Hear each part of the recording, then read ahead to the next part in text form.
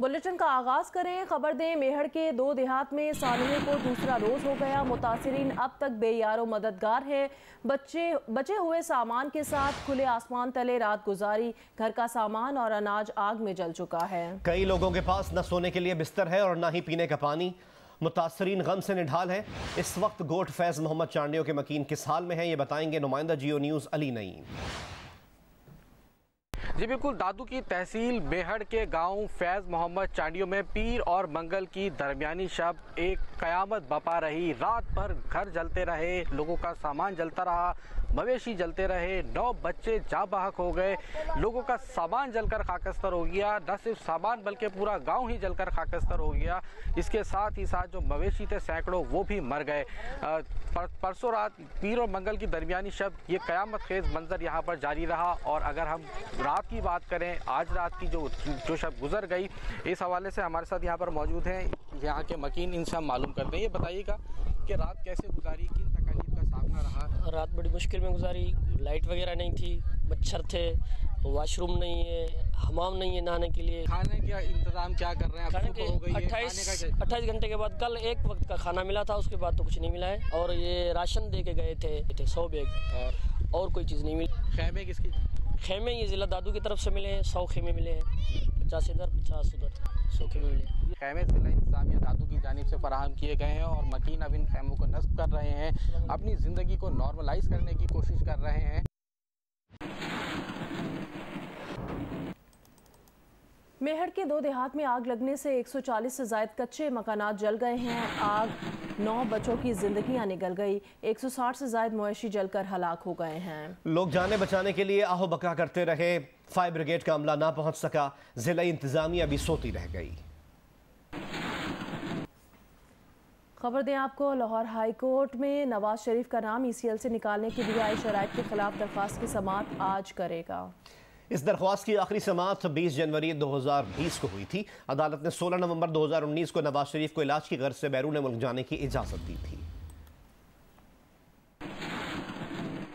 Lahore high court का justice Shahbaz Ali Rizvi और justice Anwarul हक पन्नू पर मुश्तमिल 2 रुकनी बेंच दरखास्त पर समाअत करेगा। शहबाज शरीफ की दरखास्त की आखिरी समाअत 20 जनवरी 2020 को हुई थी। अदालत ने 16 नवंबर 2019 को नवाज शरीफ को इलाज की गरज से बैरून मुल्क जाने की इजाज़त दी थी। अदालत ने नवाज शरीफ के इंडेमिनिटी बॉन्ड्स के खिलाफ दरखास्त बाकायदा समाअत के लिए मंजूर कर रखी है। अदालत ने 5 कानूनी नुकात पर वकला को बहस के लिए भी तलब कर रखा है। अदालत ने वकला को हिदायत की थी कि वो बताएं क्या सजा याफ्ता मुलजिम को बैरून मुल्क जाने की इजाज़त दी जा सकती है, क्या मेमोरेंडम में आयद की गई शराइत को अलहदा किया जा सकता है, क्या वफाकी हुकूमत ECL ऑर्डिनेंस के तहत कोई शराइत लगा सकती है, क्या इंसानी बुनियादों पर इंतहाई बीमार शख्स के खिलाफ इस तरह का हुक्म जारी किया जा सकता है, क्या जमानत मंजूर होने के बाद ऐसी शराइत लागू की जा सकती हैं, अगर शराइत लागू की जा सकती हों तो क्या यह शराइत अदालती फैसले को तक़वियत देंगी। अदालत ने वफाकी काबीना की 8 मिलियन पाउंड 25 मिलियन अमरीकी डॉलर्स और 1.5 अरब रुपए के इंडेमिनिटी बॉन्ड जमा कराने की शर्त मुअत्तल कर रखी है।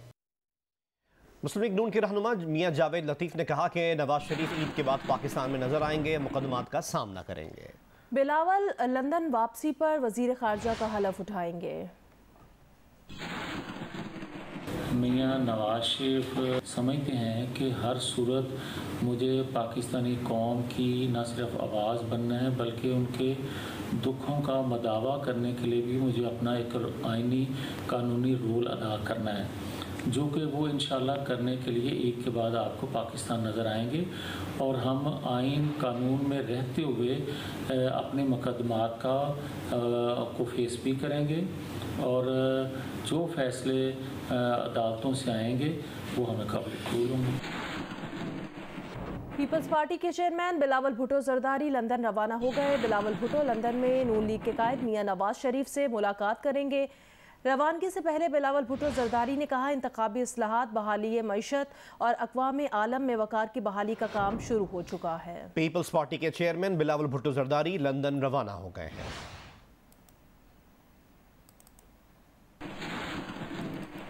बुलेटिन में आगे बढ़े और आपको बताएं कि सियालकोट में पिज्जा शॉप के किचन में सिलेंडर धमाके हुए हैं, जिससे इलाके में खौफ व हिरास फैल गया। धमाके इस कदर शदीद थे कि पिज्जा शॉप तबाह हो गई और अतराफ में दीगर रेस्टोरेंट्स के शीशे भी टूट गए। रेस्क्यू के मुताबिक वाकया कैंट के इलाके में फूड कोर्ट के एक पिज्जा शॉप में पेश आया, जहां किचन के बैरूनी हिस्से में 2 गैस सिलेंडर्स फटे। धमाकों से दीगर रेस्टोरेंट्स के शीशे भी टूट गए। फूड कोर्ट में मौजूद अफराद ने भागकर जान बचाई। रेस्क्यू ने मौके पर पहुंचकर आग पर काबू पा लिया। कोई जानी नुकसान नहीं हुआ। इतलात के मुताबिक ये धमाके जनरेटर में आग लगने के बायस हुए।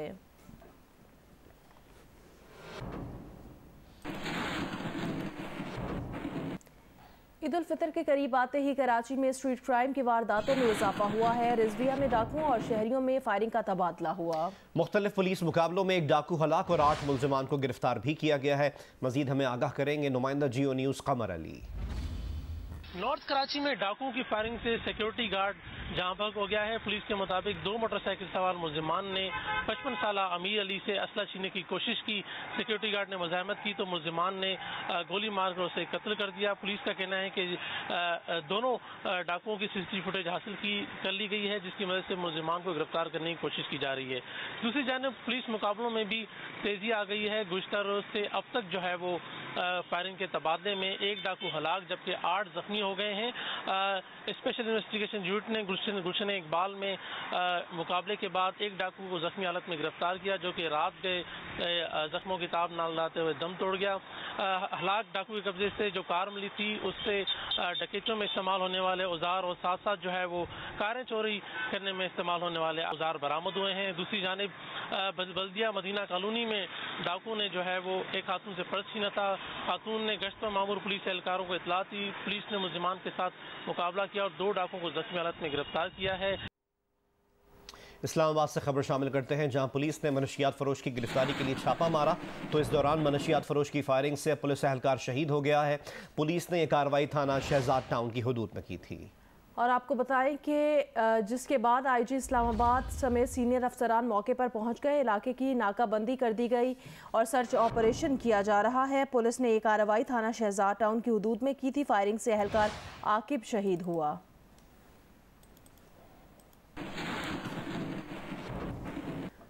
अभी आपको बताएं, मुल्तान में लीमू की कीमत 800 रुपये फ़ी किलो तक पहुंच गई है। मजीद बताएंगी नुमाइंदा जियो न्यूज़ मैमूना सईद। जो मुल्तान में माह रमज़ान में महंगाई जो है वो किसी सूरत कंट्रोल होती हुई नज़र नहीं आ रही है और माह रमज़ान में ज़ाहिर है गर्मी के जो रोज़े हैं उससे तकरीबन ज़्यादातर लोगों की जो ख्वाहिश होती है कि वो अफ्तार में या तो लीमू पानी बनाएं या फिर जो है इसके साथ साथ अगर वो कोई भी शरबत बना रहे हैं तो उसमें भी लीमू का इस्तेमाल करें, ताकि जो तमाम दिन रोज़े के साथ प्यास की शिद्दत होती है उस पर काबू पाया जा सके। लेकिन इस वक्त मुल्तान में जो देसी लीमू की कीमत है वो 800 रुपये फ़ी किलो तक पहुँच चुकी है। चाइना का लीमू कीमत जो है 250 रुपये से 300 रुपये फ़ी किलो थी। 34 रुकनी वफाकी काबीना ने अपने ओहदे का हलफ उठा लिया। इस काबीना में 14 वुज़रा ऐसे हैं जो पहली बार वजीर बने हैं। वफाकी काबीना के 4 अरकान माजी में सूबाई काबीना का हिस्सा रह चुके हैं। नौशीन यूसुफ की रिपोर्ट देखिए। 34 रुकनी वफाकी काबीना ने हल्फ उठा लिया। हल्फ उठाने वालों में 14 अरकान ऐसे हैं जो पहली बार किसी काबीना का हिस्सा बने हैं। इनमें शामिल है पाकिस्तान पीपल्स पार्टी के आबिद हुसैन भाइयों, मुर्तजा महमूद, अब्दुल कादिर पटेल, एहसानुर रहमान मजारी, साजिद हुसैन तूरी, JUIF के मौलाना असद महमूद, मौलाना अब्दुल वासे, मुफ्ती अब्दुल शकूर और सेनेटर तलहा महमूद भी पहली बार वजीर बने हैं। मुस्लिम लीग नून की आजम नजीर तारड़ और मियाँ जावेद लतीफ, साबिक डिप्टी स्पीकर मुर्तजा जावेद अब्बासी भी पहली बार काबीना का हिस्सा बने हैं। जमहूरी वतन पार्टी के शाहजैन बुख्ती और बलूचिस्तान अवामी पार्टी के इसरार तरीन भी पहली बार वजीर बने हैं। मुस्लिम लीग नून के राना सनाउल्लाह और आयशा गौस पाशा, पीपल्स पार्टी की शाजिया मरी, MQM के फैसल सब्जवारी सूबाई काबीना का हिस्सा रह चुके हैं और अब पहली बार वफाकी काबीना का हिस्सा बने हैं। नौशीन यूसुफ, जियो न्यूज़, इस्लामाबाद। वफाकी वज़ीर मनसूबाबंदी एहसन इकबाल का कहना है, इमरान खान का ये दावा दुरुस्त नहीं कि चीफ इलेक्शन कमिश्नर का नाम एस्टेब्लिशमेंट की तरफ से आया था। प्रोग्राम आज शाहजेब खानज़ादा के साथ में बात करते हुए उन्होंने कहा कि सिकंदर सुल्तान राजा का नाम तहरीक इंसाफ की हुकूमत के पैनल में शामिल था और साबका हुकूमत ने उनकी बहुत तारीफ़ें की थी। एहसन इकबाल ने मजीद कहा कि इत्तेहादियों का हलफ ना उठाना कोई मसला नहीं, रहनुमा पीपल्स पार्टी कमर जमान कायरा ने कहा कि बड़े इत्तेहाद में मसाइल आते हैं, नाराजी नहीं, कुछ इश्यूज हैं जो हल करने हैं, डेडलॉक नहीं होगा। मजीद कहा कि सदर मुमलिकत का ओहदा आसानी से खाली नहीं हो सकता, मवाख़ज़े के लिए 2/3 अक्सरियत दरकार है। इमरान खान साहब की तरफ से सिकंदर सुल्तान साहब का नाम प्रपोज किया गया था। वो कह रहे हैं ये तो नाम फौज ने दिया था, क्या आप लोगों को भी यही बता के कन्विंस किया गया था? बिल्कुल ऐसी बात नहीं थी, हुकूमत के पैनल में इनका नाम था और हुकूमत ने इनकी बहुत तारीफें की। और आपको मालूम है कि उस वक्त जो इनके चंद एक सीनियर वजीर थे वो भी इनके कसीदे पढ़ते थे और कंसेंसस की खातिर हमने इनको समझा कि ये एक बेहतर उम्मीदवार हैं, तो अपोजिशन ने इनके नाम के साथ इत्तफाक किया था। कोई ऐसा मसला नहीं है इत्तेहादियों के हलफ उठाने का। ये तमाम जमातें, इनको मालूम है कि बहुत हाई स्टेक्स हैं, अवाम की बहुत तवक्कुआत हैं। जो भी इस कोलिशन को आज करेगा वो अपना सियासी नुकसान करेगा। बड़े अलायंस में जहां एडवांटेज है कि बहुत सीनियर क़यादत बैठी है, आपस में मुशावरत करके वो बेहतर फैसला साजी कर सकेंगे, वहीं ये प्रॉब्लम भी छोटे छोटे आएंगे, लेकिन ये डेडलॉक नहीं बनेंगे। इंशाल्लाह हम इसको डायलॉग के जरिए हल करते चलें। साबिक वज़ीर आज़म इमरान खान ने जस्टिस काजी फाइज़ ईसा के खिलाफ रेफरेंस पर गलती मान ली, मगर जिम्मेदारी फ़रोग़ नसीम पर डाल दी। फ़रोग़ नसीम ने कह दिया कि वज़ीर आज़म ने रेफरेंस के लिए इसरार किया था, मगर साबिक DGFIA बशीर मेमन गुज़िश्ता साल अप्रैल में प्रोग्राम आज आज़िम खानज़ादा के साथ में कह चुके हैं कि उन्हें वज़ीर आज़म हाउस में बुलाया गया। वज़ीर आज़म इमरान खान ने कहा कि हिम्मत करो, आप कर सकते हैं। फिर शहजाद अकबर ने कहा जस्टिस काजी फाइज़ ईसा के खिलाफ केस बनाना है।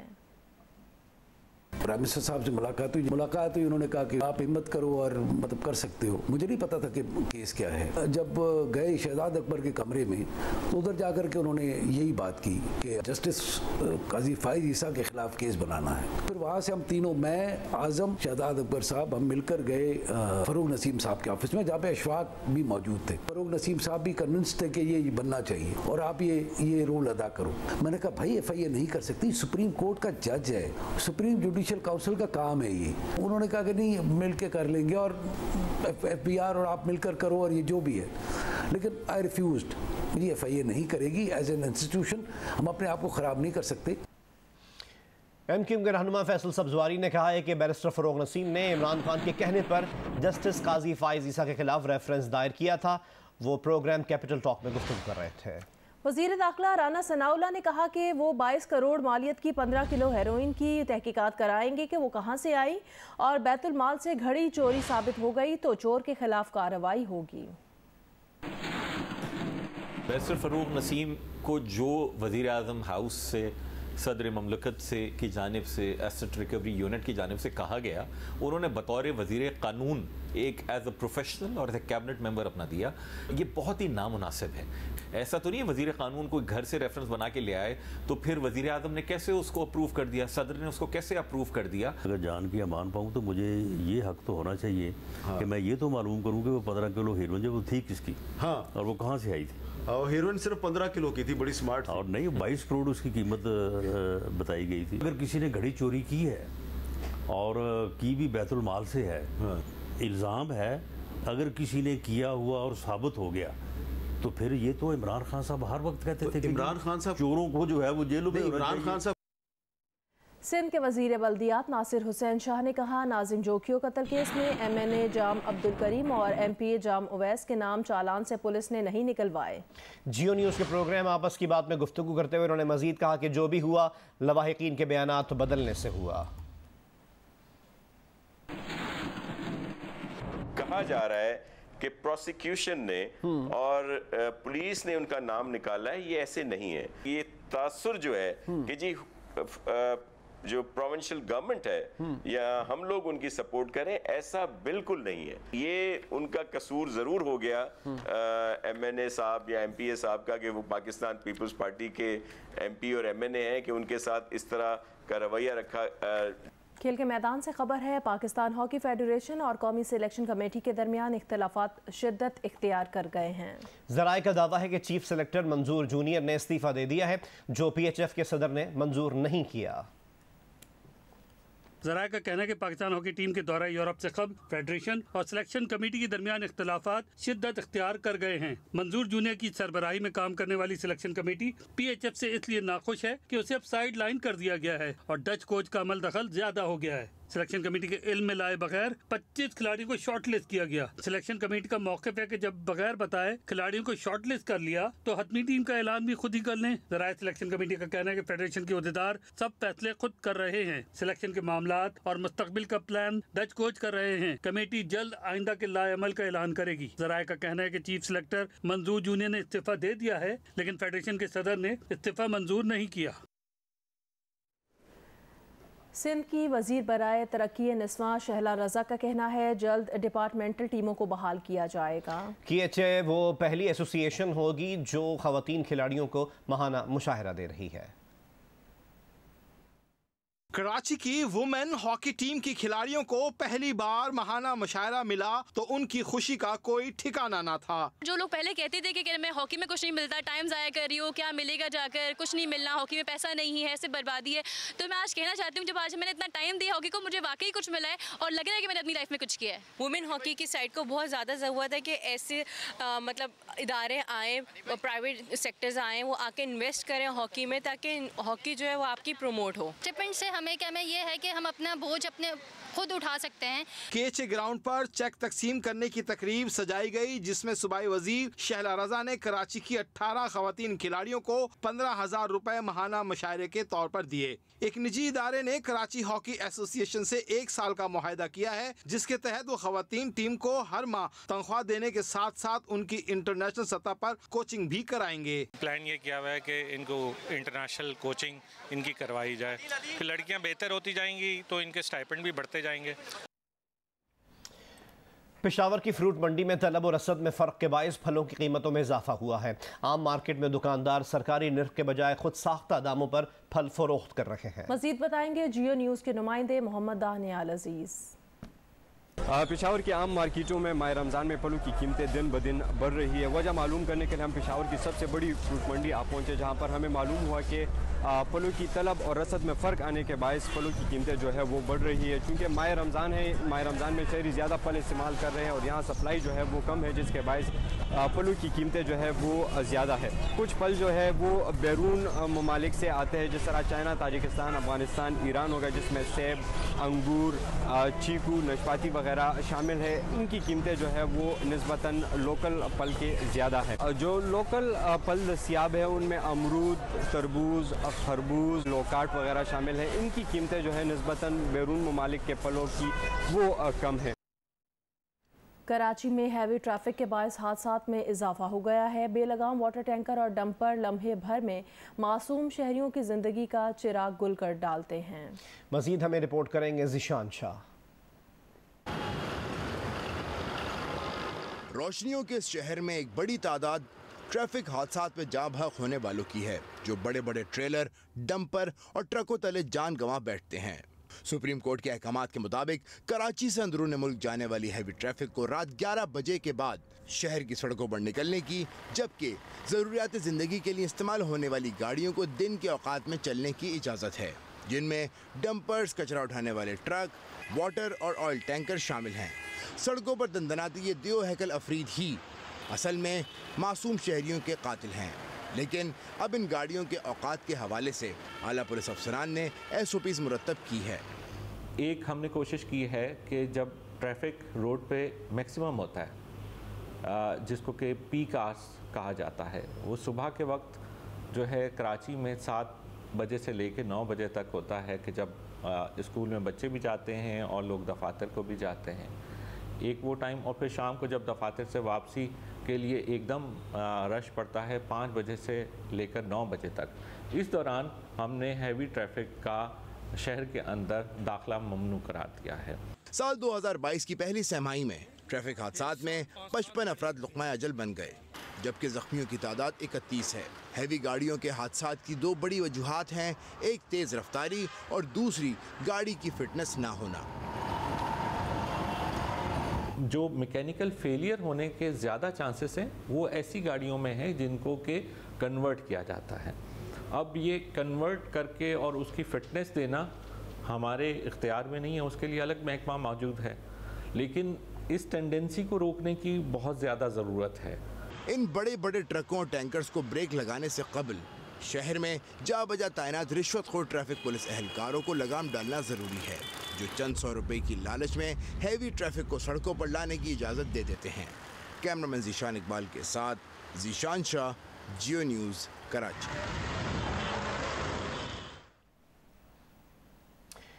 करतारपुर में दरबार बाबा गुरु नानक में 2 रोज़ा बैसाखी मेले के दूसरे रोज भी मजहबी रसूमात अदा की जा रही हैं। मजीद बताएंगे नुमाइंदा जियो न्यूज़ मंजूर हुसैन।